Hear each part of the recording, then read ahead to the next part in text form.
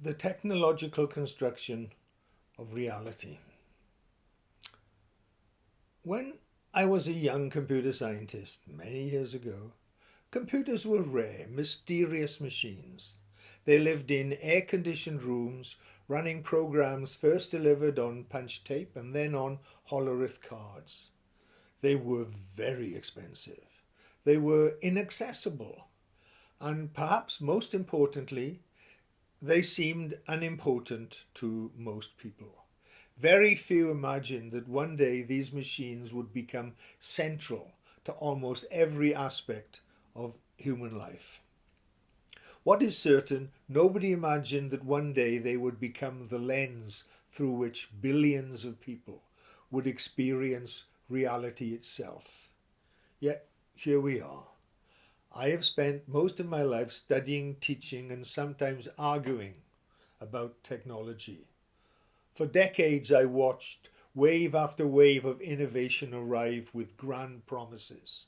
The personal computer, the internet, mobile phones, social media, big data, Bitcoin, artificial intelligence. Each wave promised greater efficiency, greater connectivity, greater opportunity. And yes, each wave delivered many of those things. But over time I became aware of something much deeper. Technology was not simply helping us navigate reality. Technology was changing what reality meant. That realization eventually led me and my co-author, Professor Dionysius Demetis, to write a book called The Technological Construction of Reality. The title sounds provocative. It was intended to be, because it challenges one of the deepest assumptions most of us hold. We assume reality exists independently of technology. We imagine technology as a tool, a hammer, a telescope, a computer, all useful devices that help us interact with a world that already exists. But what if that assumption is becoming increasingly false? What if technology no longer merely helps us experience reality? What if technology increasingly constructs it? Now, before you think I've completely lost my mind, let me explain. For centuries, philosophers argued about reality. They asked questions like, what is real? How do we know? Can we trust our senses? To most people, these questions often seemed abstract, academic, far removed from everyday life. However, nowadays they are becoming practical questions because this new technology has inserted itself between us and the world. Think about how you learned what was happening this morning. You probably woke up and immediately looked at your phone. You checked messages, news feeds, social media, financial markets, weather forecasts. You were not observing reality directly. You were observing technological representations of reality. And here's the crucial point. Those representations had been selected, filtered, ranked, prioritized, constructed. Some things appeared, other things disappeared. Technology was deciding what was important enough for you to notice. Now imagine this happening not once a day, but every minute of every day. Imagine billions of people living inside systems that continuously decide what they will see, hear, know, remember, and value.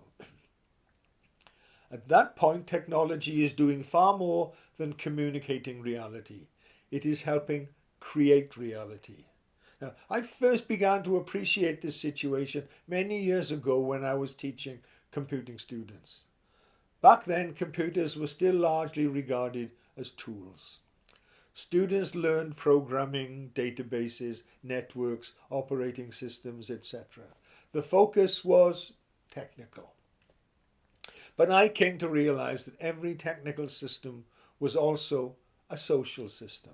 Every database embodied assumptions. Every algorithm embodied values. Every network embodied power relationships. Technology was never neutral.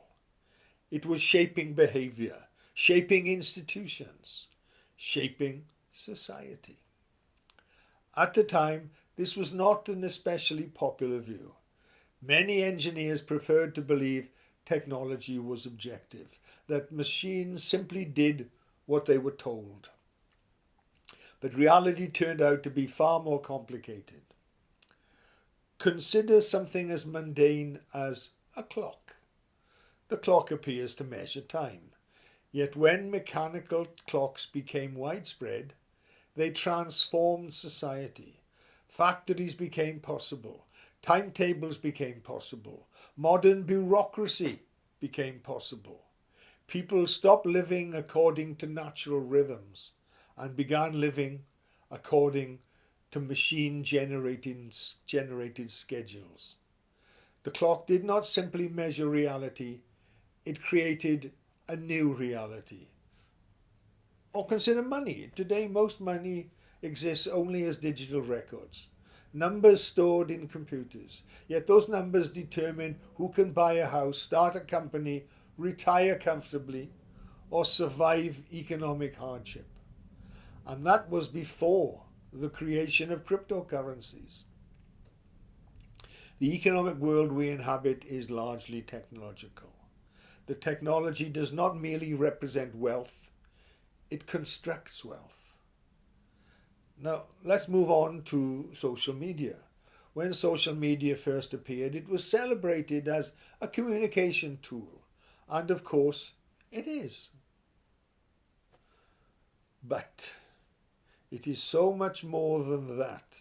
Social media platforms decide which voices are amplified, which ideas spread, which issues dominate the attention, which individuals become influential.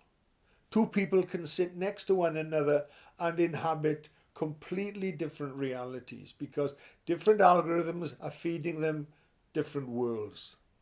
Their realities have been technologically customized, and increasingly technologically constructed. The implications become even more profound when we consider identity itself. When I was growing up, identity emerged primarily through family, community, work, and lived experience. Today, many people encounter themselves through metrics. They count followers, likes, views, shares, engagement rates. The self becomes data. Recognition becomes algorithmic. Human beings begin adapting themselves to the requirements of technological systems. Instead of asking, "Who am I?" we increasingly ask, "How am I performing?" This is not merely a technological shift. It is an existential shift. And now we arrive at artificial intelligence. AI represents something genuinely unprecedented. For the first time, we have created systems capable of generating knowledge-like outputs on a massive scale. They write, they analyze, they recommend, they advise, they create images, they generate arguments. Increasingly, they influence decisions.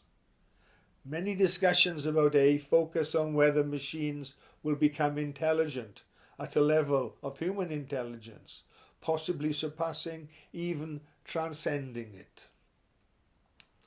That is an interesting question, but I think a more important question is this.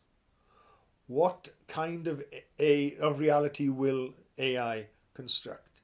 Because every AI system is built upon choices.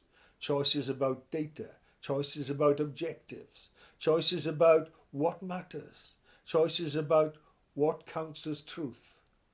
Every AI system embodies a worldview, and when billions of people rely upon those systems, that worldview acquires extraordinary influence. This is why the debate about technology is ultimately a debate about power. Not power in the traditional sense, not armies, not territory, not even money. Something more fundamental. The power to change and shape reality itself. Who decides what information is visible? Who decides what information is hidden? Who decides what counts as knowledge? Who decides what counts as relevance? Who designs the systems through which modern life is experienced?